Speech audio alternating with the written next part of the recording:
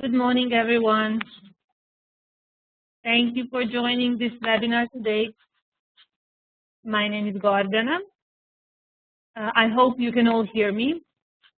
If you cannot hear me, you can just write a note in the chat box here, and our moderator will see about the problems, if there are any.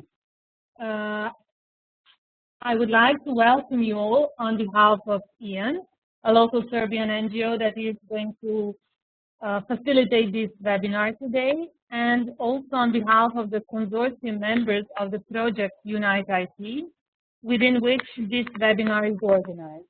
This is a project funded by the EU, and we are hoping to create an online community which is centered on collecting and sharing practices on how digital competencies can assist groups at risk of exclusion to reconnect with learning as a means to foster employability, social inclusion, and social cohesion. So we are gathering a community of people interested in digital inclusion and digital empowerment.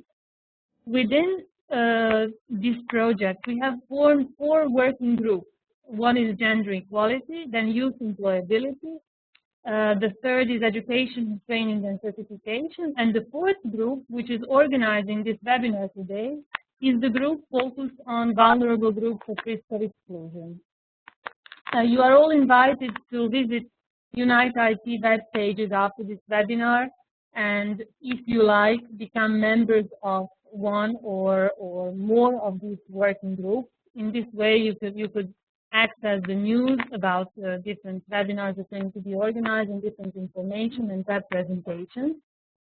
So you are all invited to visit this website after we are done with this presentation today.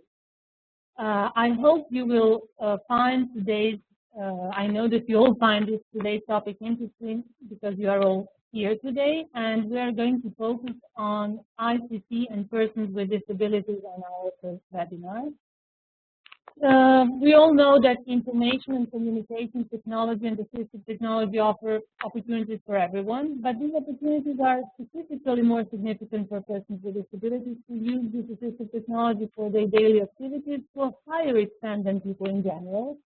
And today's assistive technology means that disabled end users are able to participate in all aspects of social life on more equal terms than ever before, actually. So it is vital that people are able to benefit on equal basis from the rapid development of ICT. We strive to enable all to participate in an exclusive and barrier-free information society. So we can say that actually ensuring accessible ICT for persons with disabilities and expanding access to these technologies as well as to assistive technologies should become a key element of global and regional and national strategies to remove these remaining barriers faced by persons with disabilities. Today, we have planned to have 2 speakers from 2 organizations who are actually very successful in removing some of the barriers for some groups of people with disabilities in their countries. We are happy and glad to have today with us representative of the organization Open the Windows from Macedonia, Vladimir Lazovski, and Mr. Tomislav Yuzbašić, the representative of the Croatian Blind Union. Welcome, and thank you for being willing to share your experiences and your knowledge today with our webinar participants. I would like to say first, before you start, that I would like to ask all the participants to mute their microphones, and you are all muted because our moderator muted your microphones now. But whenever you wish to speak, just unmute the microphone, which is in the right upper corner of your name, next to your name. And I would also like to before we start, invite all the participants and encourage to actively participate. There will be time for questions after each speaker's presentation and for comments. But if someone has some important comments and questions to make during the presentation, I hope that the speakers agree, and I believe it would be good if the participants could jump in with questions or comments anytime. So, are there any questions now, maybe? Okay, if not, you're all silent, but I hope you can hear me still. I would like to ask first Vladimir Lazovsky from the organization Open the Windows from Macedonia to present and share their experiences first. This is a non-governmental organization which is focused on promoting assistive technology, and they are enabling access to computers and internet to people with various disabilities. Particularly, I know that they also focus on inclusion of students with disabilities in mainstream education, and they are promoting the concept of e-accessibility. But Vladimir will tell you more about their work and their success stories, and maybe share some good examples that we can take on to our countries. Vladimir, the floor is yours.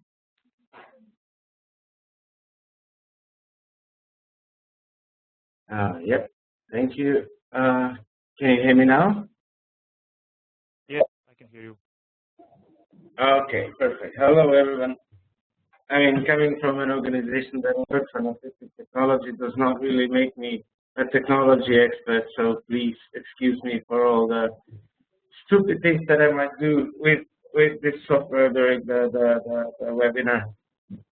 Well, first of all, thanks a lot for the invitation to take part in this webinar on ICT and Persons with Disabilities. As Gordana said, I come from an organization that is called Open the Windows. That is the only organization in Macedonia which is entirely focused on assistive technology. And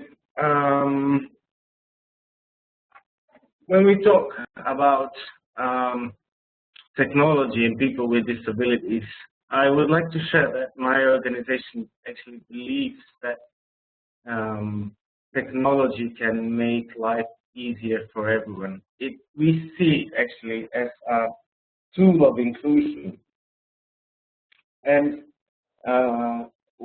we think it can really, as technology is there to make life easier for people without disability, it has even better potential to be used to make life, let's say, easier and simpler for persons with disabilities. And in this understanding, it's not only us who have this understanding, because also, as Gordana mentioned, we see also with the increase of the impact of technology in our daily life, we see this understanding across. So, for example, the United Nations Convention for the Rights of Persons with Disabilities clearly mentions assistive technology and access to ICT, to new technologies, basically in several articles. When it speaks about, for example, access to information, when it speaks to about availability of new technologies, including ICT, or Article 9 of the Convention, which specifically speaks about the right of persons with disabilities to have and to access ICT. Even one of the paragraphs of Article 9 actually speaks about the need of states, of ratifying states, to promote the access to internet for persons with disabilities. All the way to, for example, the articles of the Convention talking about personal mobility. They all talk of the right of people with disabilities to assistive technology, because it really helps their daily lives in a number of areas. Now, we started as an organization nearly 10 years ago now, in 2005, and we have based our work in two main directions. On one hand, we work as a classical service provider, I'd say. So persons with disabilities, most of whom are kids, come to our organization where they are supported by special educators and they can use assistive technology to learn how to use the computer for their personal development. So it's not like they are getting computer classes per se. And the bottom line is, or the basic idea behind our very individualized approach is to help them use the computer for their personal development, being, I don't know, development of cognitive functions, concentration, or development of skills, or help at school, or maybe help to find a job. On the other hand, we also try to promote assistive technology in different spheres of the society. Now, just to give you a bit of a background, the Macedonian society is not really an example of an inclusive society. And assistive technology is not really a very commonly known term. So we are, in fact, because in my society, generally, when people talk about rights of persons with disabilities, it all stops at physical accessibility. That's the general notion, that's the general understanding. So we are trying to break that understanding to widen it, to include access to computers and internet as a very important, as more and more important aspect of the inclusion of persons with disabilities. And in recent years, most of our efforts, we put most of our efforts in the field of education. Why? Because generally, and obviously, I mean, it's a common fact, right, that in the long run, the education is the main factor for let's say, for the improvement of the situation of any marginalized group. So that's why we try to focus our attention there. And we started in the mainstream, in the mainstream primary education. Since 2010, we were able to introduce assistive technology in around 10% of all primary schools in the country. I do not mean special primary schools, but rather the mainstream primary schools, because there's this process of the government makes efforts to improve the inclusiveness of the educational system. So more and more kids with disabilities, in fact, attend mainstream education. Now, I have prepared some examples, some kind of a presentation here, but at the moment it is only me who has the pleasure of looking at it. And if I figure out a way to send it to you, maybe I can share it with you a bit later. But I just wanted to say that the experiences from working in around 10% of all primary schools in Macedonia were really very, very encouraging, very positive. The first group of 20 schools, yeah, just a second.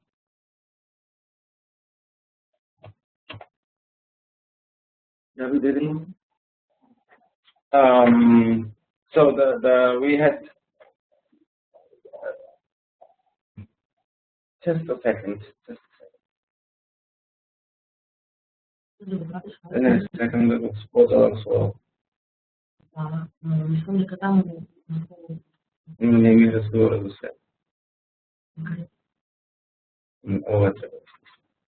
I'm sorry, I really suck at computers.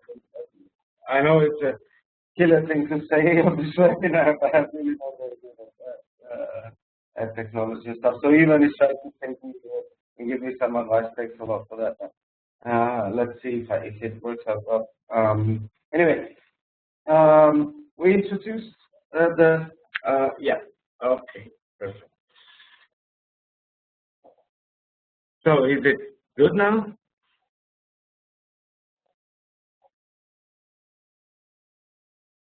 Yes, great. We can see your presentation. Oh, okay, perfect, perfect. Yeah, okay. Yeah. Well, I just wanted to say to give you here some examples of some assistive devices, and there's one encouragement I want to say. You know, I don't come from a very developed or a very rich country, so in a lot of the cases we had to, you know, mm, find our way around the prices of assistive technology. And here are some of the devices that we adjusted or that we kind of made ourselves. Like you can see the big button keyboard. You can never buy it with the Macedonian Cyrillic letters, but you know, some nice little stickers will do just fine on top of it. Or on the bottom left, the picture on the bottom left corner, which is a pointer, a food pointer that we made ourselves. So basically, you can find your way around the rather expensive prices of various assistive devices that are becoming more and more cheaper, I have to say. But yeah, we have some of our beneficiaries here using different software devices or hardware devices to help them use their computer. Young Vera, who basically learned to read and write using the computer. Or kids who try to figure out, let's say, improve their vocabulary or learn about body parts or through some educational software, educational games, basically. And this is one of the latest challenges with the change of the technology. More tablets are getting more and more used. It really changes now the whole manner we all access to ICT, and it will be a change probably coming soon in the application as well. We'll have to see how it works. The good thing about these new technologies is that they are more in accordance with, I'd say, the universal design. They already are pretty much more accessible than some of the old computers and stuff because they use the touch methodology. But as I said, and I'll try to finish to wrap it up pretty quickly so I don't talk too long, but we help around 10% of all mainstream primary schools in the country use technology since 2010. Okay, basically we equipped them, trained the teachers and the school staff, and we gave them some resources, mainly software educational games, basically, that kids can use at school that relate to the instruction. Then also the so-called e-accessible textbooks, an electronic version of the textbook that is made accessible for different needs of persons with disabilities. For example, that they can use a screen reader to read, for the computer to read for them, I mean. Or we have, for example, different teacher manuals, let's say, instructions for teachers on how to achieve specific results with disabilities. Now, 2 years ago, we did the first round of research in 20 schools, which is around 2/3 of all schools that started using assistive technology to check for the results. And you see, there were over 200 students with disabilities who used one or more assistive solutions when working on the computer at school. Now, I would also like to say that since a few years ago, from 7-8 years ago, the educational system, especially primary, secondary education, use computers a lot in Macedonia. So even each student has a computer of their own at the schools. And these over 200 students roughly represent around 1.5% of all students in these schools.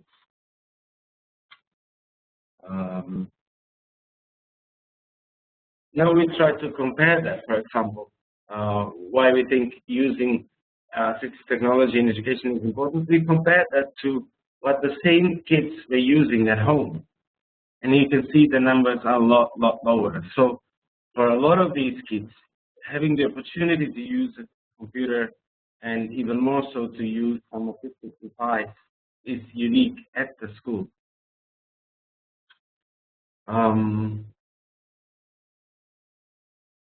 As for the satisfaction, let's say, of schools, teachers, and parents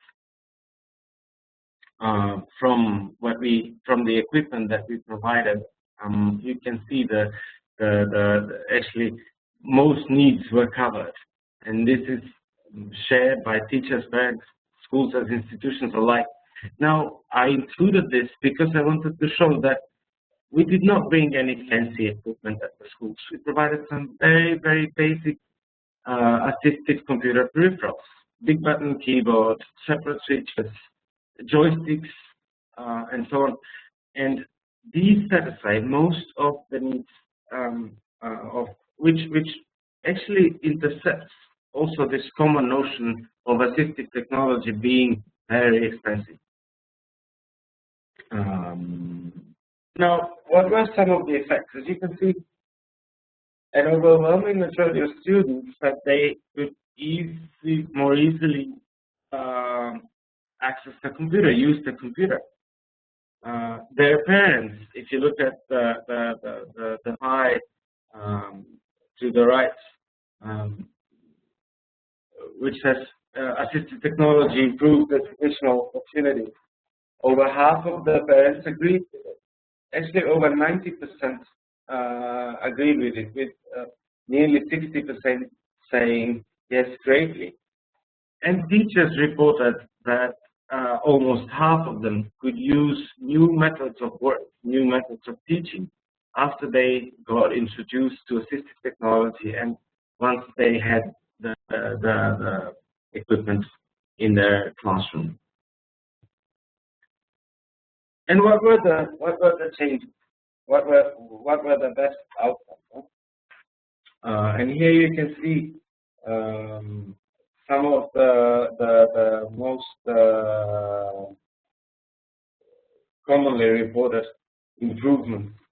It is very interesting to see that there are some that we also talk to teachers, to schools, to kids, to be concrete, like to say what kind of skills they learn better, and many of them reported, oh, they could better read or write or obtain mathematical skills or whatever. But what was very interesting for us to find out was that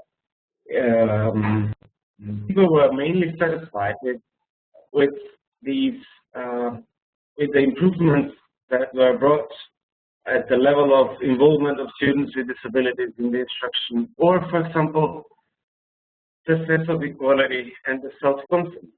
So it is, you can really see the benefit. It is not, I would initially expect our technology can, probably lead to some technical improvements, a bit of skills or this and that, but it actually really contributed to far more important improvements at personal level. And yes, thanks, Helena. I got a question about tablets. Now, I have to say, our experience in schools is mainly actually comes from computers, because our education system is largely based on wide, let's say, use of computers, not tablets. There is a chance that as of 2015, our government will they have to replace the computer in schools, and that they have already announced that they were considering actually buying tablets for all kids at schools. I have to be honest and say it's quite a new area for us too. It's a totally different setup.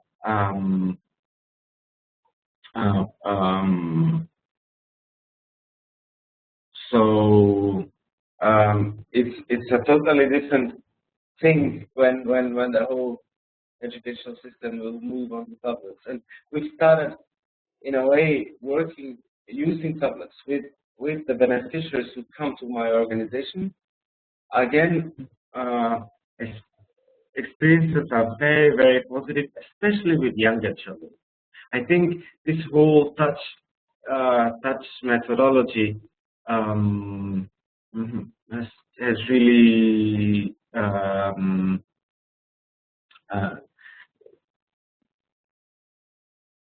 do you use that?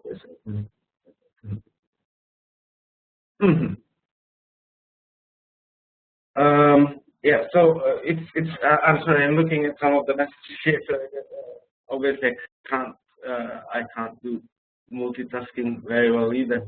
So with the tablets, we are just starting to collect experiences, and I think it offers even better possibilities.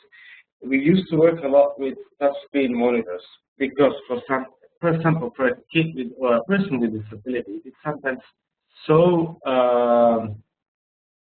much easier to use the computer with a touchscreen because for them it's difficult to coordinate the finger with the pointer, use the pointer through a mouse. So and that's another question. Do you use this tech as augmentative and alternative devices? Rarely, or I should say, rarely at the schools. In the schools, we were really trying to provide equipment that would support the involvement of kids with disabilities in the instruction. Now, our schools at the moment are not so inclusive, so they are not the majority of, let me put it so, the majority of kids with disabilities would still go to special schools in Macedonia. So the more specific, the kids with more specific disabilities would still go to special school. But at our center, we do use some tech as augmentative and alternative devices and communication devices. We have some experiences with using the talking board, for example, quite some positive ones. But there's generally this big issue in Macedonia that we do not have a text-to-speech converter in Macedonian. In most of your countries there is, in most of your languages there is, that makes the use of computers a lot easier when there's no such software in your native language. Things do get a lot more complicated. I hope that kind of answer your question. Now, I just wanted to share also a few pictures from the schools.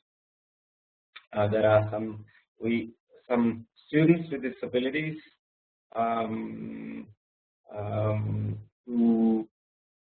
whom we trained, but we also kind of trained some of their co-students, some of their fellow students, because the support they get from each other is really great. And I really think kids learn about computers from each other a lot better than in a formal setting.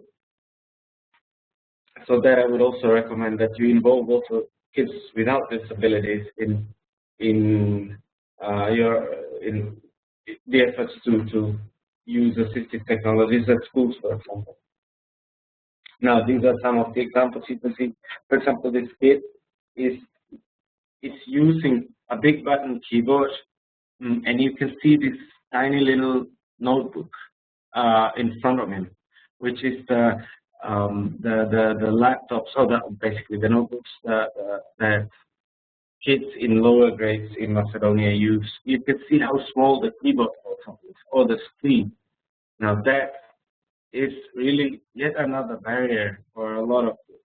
So providing equipment like we did really helps a lot of kids at school. So soon, I would like only to say that soon we will have new data on the effects after 4 years of use of assistive technologies. I will be glad to, soon, like in the second half yeah, I'll be glad to share them again. Thank you for your patience, and sorry for talking too long. I'll welcome any questions you might have. Thanks very much, Vlatko. Yeah, okay. There was just one more question, if I may. How are these funded? Well, let me just very briefly answer. This whole, all of our intervention in education was funded by USA. So, yeah, it was a donation from an international agency. The good news is that our government has requested European funds. They didn't want to spend their own funds, but they asked for European funds to be used for assistive technology in schools as of 2015 or 16. It's not determined yet, but it will be the first time that the government will use funds for let's say, mass introduction of assistive technology in schools. Thank you once again. It's a very good example, actually. If your government has recognized through your work, you show them how it can really positively affect the lives of children and persons with disabilities. It's good that they recognize it, and they will try to find a way to scale it up. Are there any more questions for Vladimir, maybe?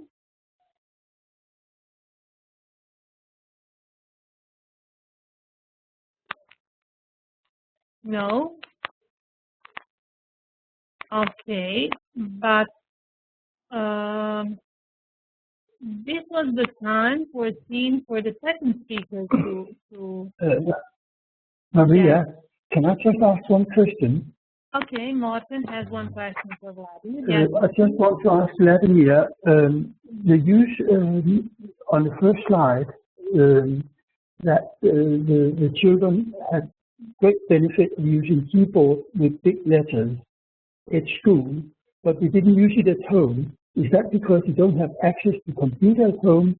Is it a financial question that they only can use it at school and not at home? And also, will the slides be available after the presentation? Thank you. Vladko, I hope you could hear the question. If not, I will repeat it. Morten asked whether the children just use the keyboard with big letters and other assistive technology in schools and not also at home because of the financial obstacles, not being able to buy this assistive technology, or for other reasons.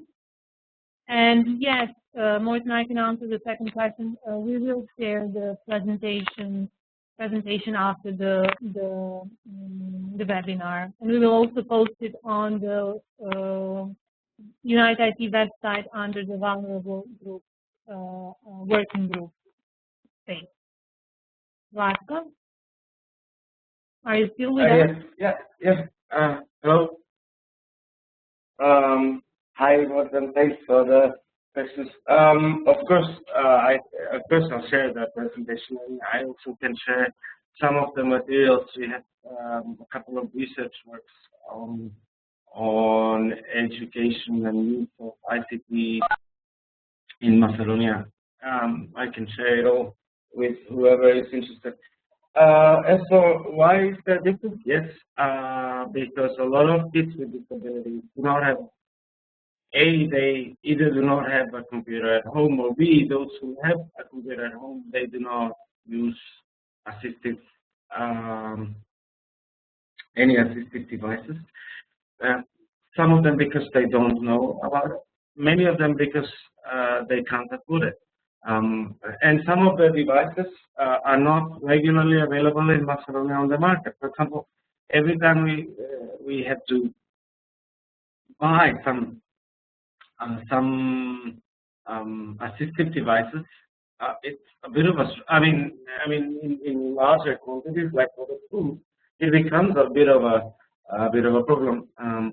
And there's one type of device, and this I would like to say, there's one type of device that we in fact kind of produced here, which is the switch. It's the substitute for the left and right click of the mouse, it costs tens of euros, like 30, 40 euros if you buy it on the market, which is just too much. We made it out of plastic Chinese lamps and computer mice, and then it cost us around less than 10 euros a pair. So it's a couple of times cheaper. And I got a question as to what was the budget. Now the equipment itself was really not expensive at all. I'd say per school we would donate some devices in the value of around 1,500 to 2,000 euros.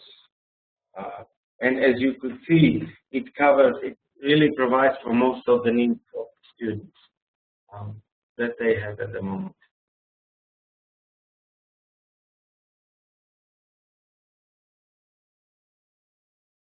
Thanks, Latko.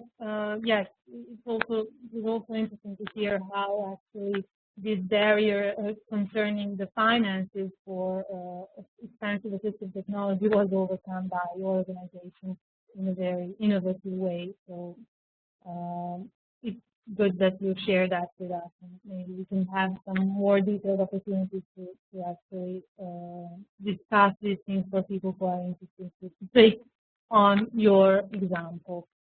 Any more questions for Latko now? Okay.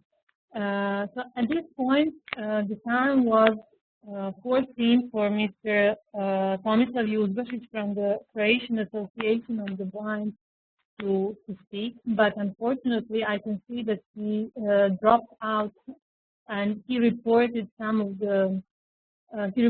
internet problems just prior to the start of this webinar. So I assume that during the webinar, he unfortunately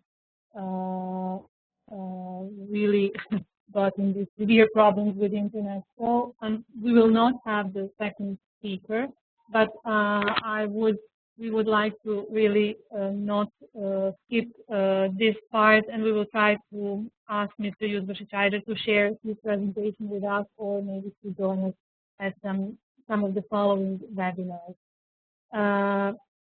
I would like, because there was since we have some more time left, and I saw a comment from Mr. Clemens Gruber from Berlin, German organization, ICT and Persons, also a member of South Central Europe. He shared some information about the research project Cloud for All. So if Mr. Clemens would like to share some more information about this, I would like to invite him to do that now, and we can give him like 5 minutes for that if you all allow, or if you all agree. Yes, I can do this. Thanks. Hello all. Yeah, I'm working on this project, and we do a user test for Cloud for All. So I'm not a technical person in this project, but we see how user interact with this technology.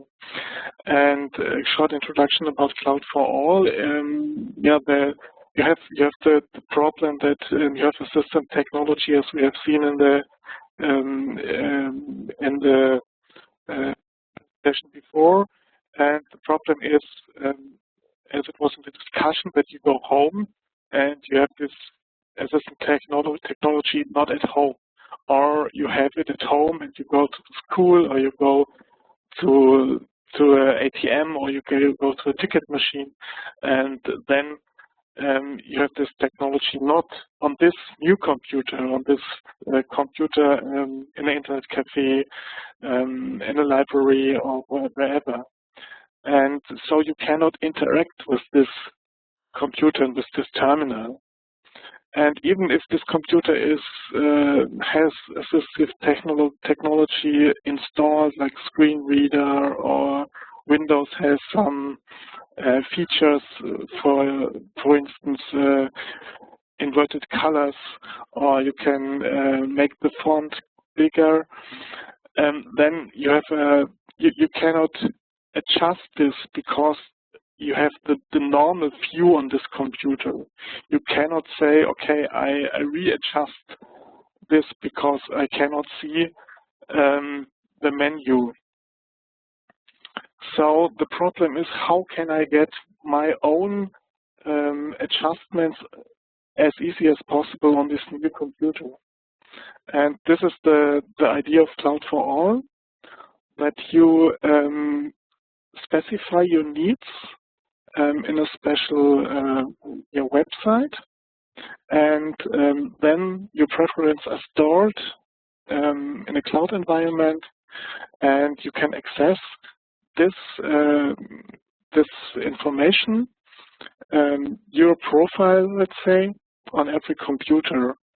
Of course, there must be Cloud for All, the tiny program installed, but this is the idea behind. We have a lot of technical problems, of course, because there are no IPs to access some basic system things on the operation system level. So this is a more or less a research project. So don't expect to go to websites next week and search for the product. It's not ready at the moment, but yeah, this is the idea behind. Thank you, Clemens. We are looking forward to the results of the research and integration, the innovative ideas. So keep us informed. Okay. Thanks for sharing this. Yeah, and thank you for sharing this with us. You can also see just in the background there, you can see the website for this project. So if someone is interested, you may access it later and explore it more. Are there any interesting maybe experiences to share among the participants? Because I think that we can afford to hear some more experiences if there are any.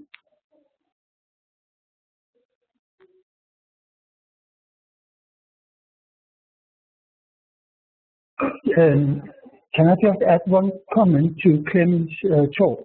Yes, of course, Morten. It's Morten from Denmark. What we do at our ICT centers, we have, of course, a limited number of computers available at the center, but we encourage the students to bring their own computer, so they are being taught the technology on their own computer, and we can set up the computer so it meet their needs. And that way we expand the capacity of the ICT center, and most people prefer to be taught on their own computer. So when they get home, we have the same system. That's just one little thing. Thank you. Yes, great, thank you.